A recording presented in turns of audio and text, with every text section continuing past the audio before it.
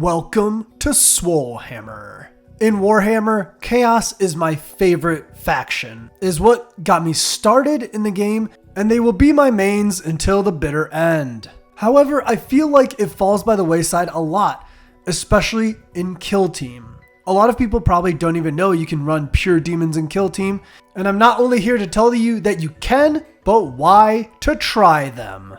Why to Try being the series that I'm continuing because I like to encourage people to try new and different things and not be miserable all the time. So let's jump through the warp and get right into it. Why to try demons in Kill Team? So let's start with the basics. Demon Kill Teams consist of 5 fire teams: Bloodletters, Plague Bears, Demonettes, Pink Horrors, and Blue Horrors.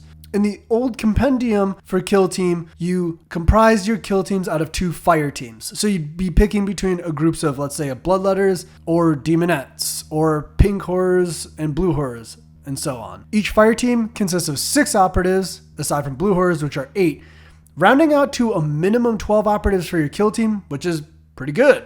And then ploys for this team are locked to specific keywords that go with the gods that they represent. Bloodletters with Khorne, Nurgle, Plague Bears, etc. and etc. Now let's examine the data sheets and get a little closer look at the Bloodletter, what I consider the gory backbone of any Kill Team. Overall, the stats such as movement and APL are pretty standard, but when you get to the melee profile, that's where things get a little more interesting. 4 attacks, 3 up, 4/6 critical damage and lethal 5 up, so he's critting on a 5+, is pretty crazy, even for an older datasheet. On top of that, such as with all the datasheets, they have invulnerable saves because they're demons, which are kinda crazy. Most of the major ones being 5 up, the smaller horrors like Brimstones and Blues are 6s. This holds a lot of merit because your defense dice won't be messed with because you have an invulnerable save. Onto the Demonettes, which I consider kind of a less important melee profile than the Bloodletters. They have 1 less wound, 1 less crit, but have Relentless instead. There is usage for it, and with equipment and ploys, you can make it more interesting. However, I would stick with a Bloodletter. If you like Demonettes though, feel free to use them. They're no slouches either. Plague Bears, on the other hand, for Nurgle, have 8 wounds as well, but more importantly, have Disgustingly Resilient, where on a 5 up, you just don't lose that wound.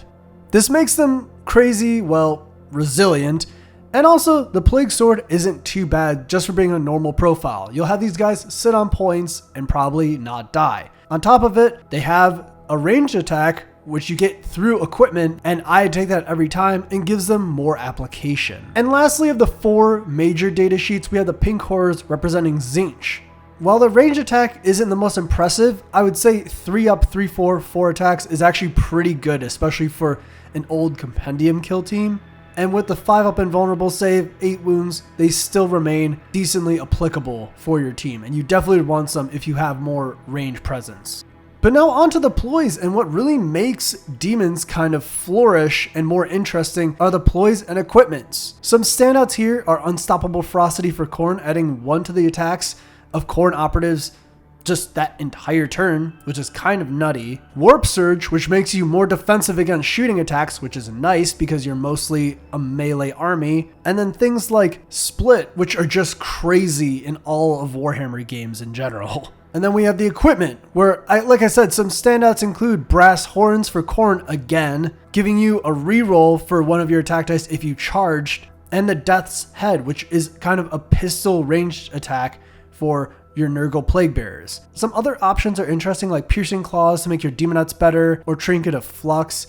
However, for 1 EP for Brass Horns and Death's Head, it's an absolute steal. You can have almost your entire Kill Team decked out with equipment just to make them that much better. And as I'm sure you're kind of seeing a trend with this, a lot of the data sheets, because they're a compendium Kill Team, they're simple. However, they are quite effective at what they do. And we consider them one of the best, if not the best, compendium Kill Team out there. On top of which, I feel like Chaos Daemons excel in close quarters rules that were introduced with Into the Dark. We'll have to see how the new guard action pans out, because it seems like it could punish this heavily melee Kill Team. However, other things like the Death's Head close range attack for Plague Bears have more upside.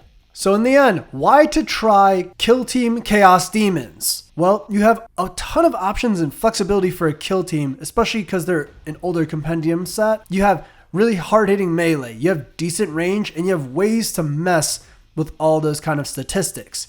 Minimum 12 operatives in a kill team is great. You're usually shooting around 10. Under that becomes more elite, and if you're around 14, that's super hordy. So 12 is a great number to hit every single time. As I mentioned earlier, simple yet effective for the kill team, especially for their ploys. Make your plays extremely efficient. Stacking ploys such as Unstoppable Furiosity and Brass Horns on my Bloodletters, it wasn't uncommon in a turning point for each Bloodletter to be turning out 12 to 20 damage in a fight phase that an enemy operative had to deal with. And generally, they're beginner friendly to paint and assemble, and also beginner friendly in the fact that they have applications in other Warhammer games.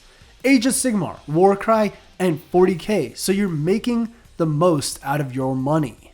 So that's it! Playing Chaos Daemons in Kill Team gave me a lot of fun. I struggled a lot in other games with my Bloodletters. They just didn't perform the way I want to because of old rules or whatever. In this, even with their compendium rules, I just have a great time. Plague Bears stay on points forever. Bloodletters tear things to shreds. But that being said, please tear up the comment section with your thoughts on Kill Team, Chaos Daemons, or anything else that you like to talk about. And if there's a specific Warhammer faction or unit or something like that that you want to see in a future Why to Try, let us know. Otherwise, this is Rafiq with Swolehammer. Stay swole.